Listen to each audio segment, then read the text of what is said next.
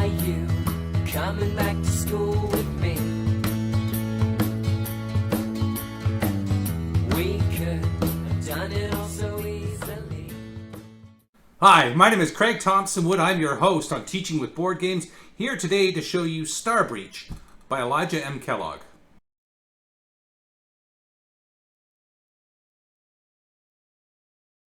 Now, I just wanted to take this different vantage point for this video because, to me, the aesthetics are what makes Star Breach so intriguing for me. I love this idea of all these setups and things that you can do to create your games of Star Breach, and there's no set way to do it. This is just something that I came up with, and in fact, you know, what I used here was even just like, you know, cat food tins, pieces of cardboard and things, and cubes from the dollar store, just simple materials to make a really fun looking game. And actually, this is just some Heroescape terrain, which is from, you know, pretty much just aquarium terrain, but just really sort of sets the whole board off, makes it, you know, a beautiful thing to play on. But Star Breach is a game where you have rival warbands or gangs, or however you want to describe them, of up to 10 models per side, and you're competing for different objectives on the board as outlined in the mission objectives when you start the game. And it does a lot of things with regards to moving your pieces using rulers for, you know, measured in inches, and distances for movements are measured in inches, as well as any of your ranged weapons will be firing to a certain range in inches. So there's that measurement. You're using dice to resolve combats, and then even as you're creating your gangs, there's a lot of learning to be done in there as you're adding up the points and everything, but a lot of opportunity for variability and stuff within your gang, customizing it the way just you want it. And the best part of it all is you use whatever you have. You use not only just for the scenery, but for the pieces that you have. So if you have Games Workshop models, if you have models from a game, if you have Lego figures, if you have anything you have, it's all good for this game. So that is the purpose of the game, is to be just sort of a way to incorporate any of the miniatures you have into one game where you don't have to worry about having appropriate models for whatever it is that you're playing. You can just use anything. So let me take you to the report card and I'll tell you what I think about this game. So looking at the number of players for Star Breach, I'm going to give it an A. I give it the A because it plays between typically it's supposed to play between 2 to 6 players. They do have a campaign, some campaign rules where you can play solo. So there is that opportunity. There is that opportunity to do that, but most of the time you're going to be playing in games which are 2 players up to 6. Now, I've only ever played the 2-player games, and the nice thing even about the 2-player games I found is that they're really super easy to play solo. It's not like you have any. There's a couple missions. There is one mission that has a hidden objective, which might be a bit tricky to try and play on your own because you know the hidden objective for both sides.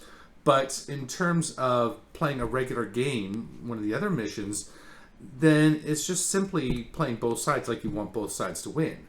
And the system is such that, you know, the way it goes back and forth and stuff, it's a really nice system and it's easy to play that way. So I just think it's nice that it incorporates the up to 6 players, but it's also the fact that it plays so well even down to a solo player, to me, is what makes it the A. For learning, I'm going to give the game a B+. There's no sort of hardcore things you're going to be learning here in terms of like history or science or, you know, deeper, more complex math facts, and, you know, practicing all kinds of different math facts and things. But what you are going to be practicing is, you know, a lot of reading as you're reading the rules, referencing the rules, and reading up on what your things do and things like that.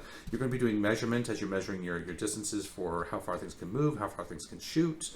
And then you're going to be doing things with a lot of adding and subtracting of some simple numbers, because the whole combat system is a series of rolling two 6-sided dice, adding those to your initiative. Your opponent rolls 2 6-sided dice, adds that to their initiative. You then compare the two numbers. Whichever one's greater, you find the difference. You then add the weapon damage. You then subtract the armor, and then subtract the remainder of that from the health. I mean, it sounds complicated, but once you've done it a few times, it's simple, and you just start to get into the rhythm of doing it. But you're going to do it many times during a game. So as you play this game more and more, you're going to become I don't think you can help but become quite fluent with your mathematics for those numbers. For fun, I'm going to give the game an A. I think this game is a ton of fun. I've only been playing it for maybe like a week now just to get ready for this video, but I have played it like over 10 times, and I'm still just looking at different things I could be doing. I'm just having so much fun with it, and thinking of other ideas of things I could be doing with it. It's just so much potential variability and everything in it that it's a really fun game, and one that I look forward to sharing with more of my friends once this COVID nonsense is over, and playing more of this. So great game, and definitely an A in my books. For time, I'm going to give the game a B. Normally a game like this would probably be more like a C in my books, because it's going to take like a couple hours at least to set up and clean up, which is, as you can see by my setup here, is a fairly lengthy setup to get it all together. And then the playing of the game may not be quick either. But if you're playing at home and have a dedicated space where it can be left, or if you're at a school and want to maybe have a place where you can, if you have a board where people can carefully lift it up and then move it to another location to keep it safe, then it should be all right. But because the brilliant thing about this game is that the way it plays out, you don't have to worry about whose turn it was, anything like that. It's very easy to pick up again where you left off the last time. There's been times where I've had to go out to run an errand or do something, maybe go for a meal, and I just leave things where they are, and when I come back to it, I just go again. And that's because the system is all done with these colored dice. And the colored dice, you're just drawing it out of an opaque container or a bag or something, and that then indicates whose turn it is. So if I pull a blue dice, I know which team has the blue dice, and that will then be their turn to go. And then you then assign that dice to one of the people on that team who hasn't been assigned a dice already. And then once that person's been assigned, then you go to the next one. Once all the dice are picked, because there's one dice for every character on the board, once all the dice have been picked, the turn is over, you reset, and you go to the new turn. And that's how you do it. This is, if you're familiar with the game Bolt Action, this is the same style of mechanic that is used in Bolt Action. But to me, that was what kind of pulled it out of maybe like a C range for being rather a lengthy game, because the fact that it's not one that I feel like you have to finish right away. It's one that you can keep coming back to, provided that you have the space that you can. So, B. For cost, I'm going to give the game an A+. Not only because Elijah M. Kellogg, has advertised right on his website, free, fun, forever. These games are free. You can download the rules for free. He does not charge anything for the rules. You can buy softcover copies of the book if you want to, and you can purchase like copies of the dice if you want to. But these are ones that I did with a Sharpie. I sat down one date night, watched a movie, and I just made these with a Sharpie on some wooden cubes. And here's some extras of the wooden cubes I have, which I now use as crates. And as I said, cat food tins are for my towers here. These bridges are just cardboard. So, really, and I already had these, but again, aquarium terrain, or you can get creative with some construction paper. You really don't need to spend anything. Even the miniatures. If you don't have games with miniatures, do you have Lego? You can use Lego. But say you don't have any of that, then, if you think back to my Raven Feast video, the Raven Feast people had provided like paper cutouts that you could use to represent your army. I don't think there was any reason you couldn't do the same kind of thing here, where you could just draw your own team on paper and do that. I far prefer the miniatures, don't get me wrong, but if you're looking to do things as cheaply as possible, then I think it's entirely reasonable to say that you're going to do things, with paper, and then use these recycled materials and things. This is a piece of junk I found on the street one day, and I thought, hey, that's kind of cool for something. But I've been using it on the battlefield just as a piece of whatever, and people hide behind it and use this cover. So the game really is super inexpensive. It could be super expensive if you want to go all out and get like fancy terrain and dice and minis and all that kind of stuff, but it doesn't have to be. And so when a game like that, how else can I say anything but A+? All right, let me take it to the table and I'll show you how this game is played.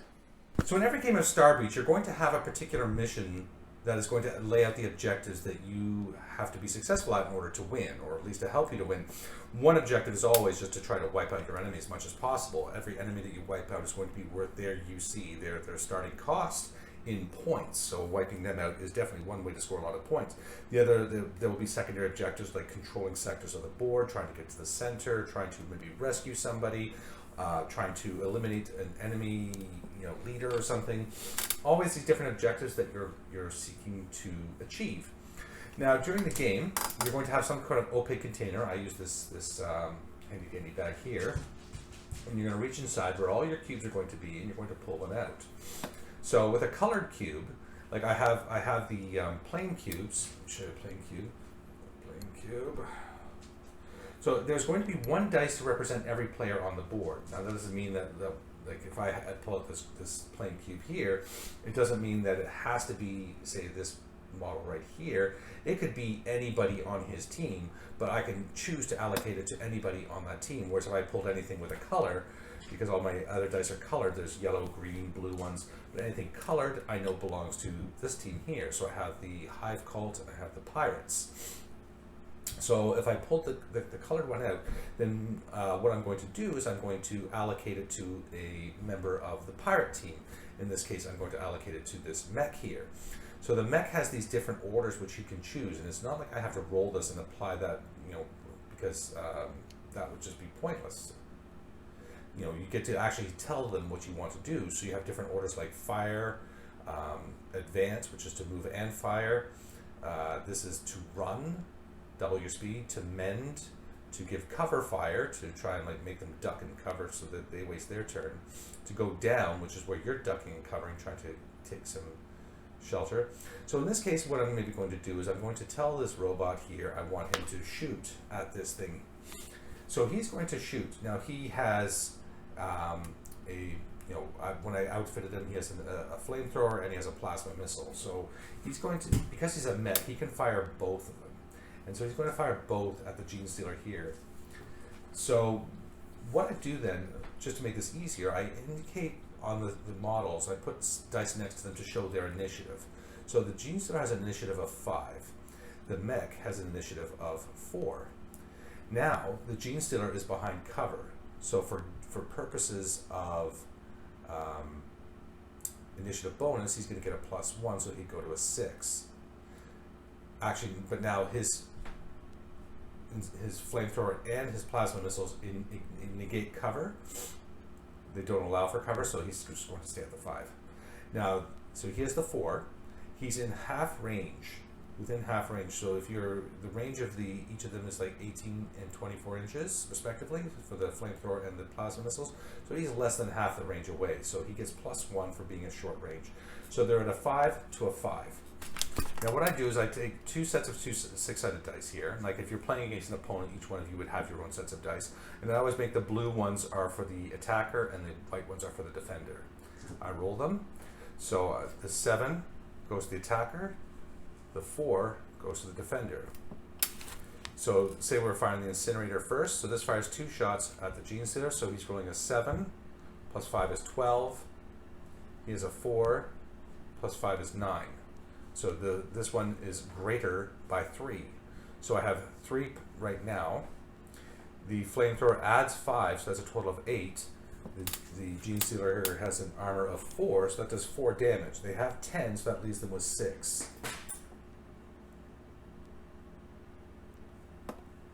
So 6 left. And now the second shot with the incinerator.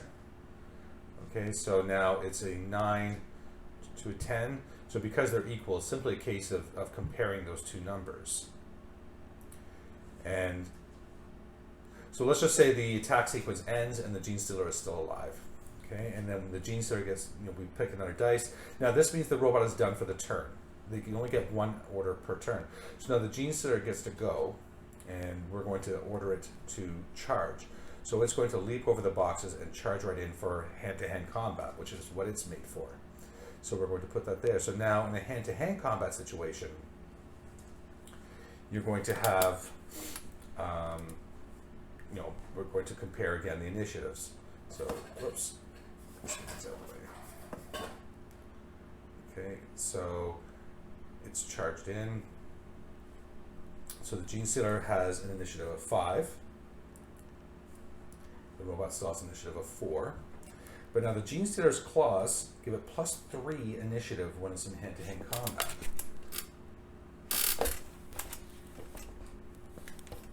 And the robot does not have any hand-to-hand weaponry at all, so it's going to be 8 to a 4. So same thing as before, but now the Gene Stealer rules. So it's a 6 plus 8 is 14, and the 7 plus 4 is 11. So this is where, again, you're doing that adding. So 6, 14 to 7, 11. So there's a difference of 4. And then the Gene Stealer's claws do 4 more damage, so that's 8. Robot's armor is 6, so it's taking 2 wounds, and so it's going to go down 2. Now, what happens here in a combat situation, if you're not killed in the first round of combat, you have 3 chances to eliminate your opponent if you so choose. At this point, I could push the robot 2 inches, I could retreat 2 inches, or I could continue to go to another round of combat. So in this case, the Gene Stealer is going to go again. Now, before we go into the next round of combat, the robot is going to have to subtract 2 from the initiative because they have started to lose the combat. The Gene Stealer is getting the advantage here, and so we roll the dice, and now it's a 9 to a 6. So it's 9 plus 8 is 17, to 6 plus 2 is 8. So that's a difference of 9, plus the 4 is 13, minus the 6 for the armor is 7 damage to the robot, which is getting very close to killing it now. And it would go on. Now, if at any point, say the Gene Stealer rolled very poorly, say it had rolled double 1s here for a total of 10, and then the robot had rolled double 4s for a total of 10. If they ever tie, then what happens is the opponents are moved 2 inches apart, and the combat immediately ends. If the robot somehow had managed to win, then that means the combat is continuing to a 3rd round, but now the robot gets to decide, do they want to go for it? So now their initiative will go back to up to 4. The Gene Stealers would go down by 2. And now the robot gets to decide, do they want to fight again another round, or do they want to just maybe push the Gene Stealer away? Pushing can be especially effective if you're on like a high place, if they're fighting up here. Because if they fall more than 4 inches, then they take extra falling damage as well.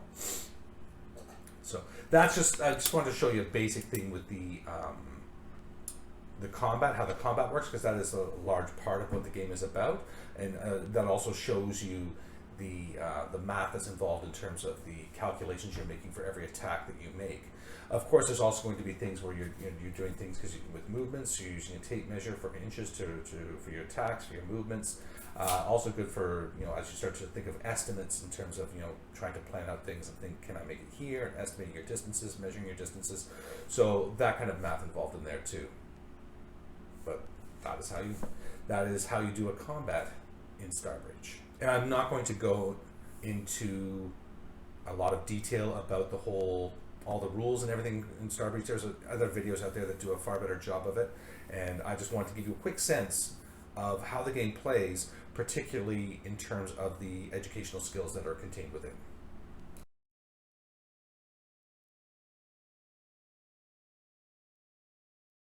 So Starbreach to me is an absolutely wonderful game that it encapsulates a lot of different things from a lot of different intellectual properties, because you have gangs in there which feel very much like Jedi and Sith. You have the Predator and Aliens. You have Star Wars. You have Warhammer 40,000 things. You have just representations across all kinds of different genres and intellectual properties, and it just allows for so much freedom to just include things without having to get caught up on you have to have the proper models, because there are no proper models. You're using things from everywhere you have them, and you're just doing a big mashup of it all and having a lot of fun doing it.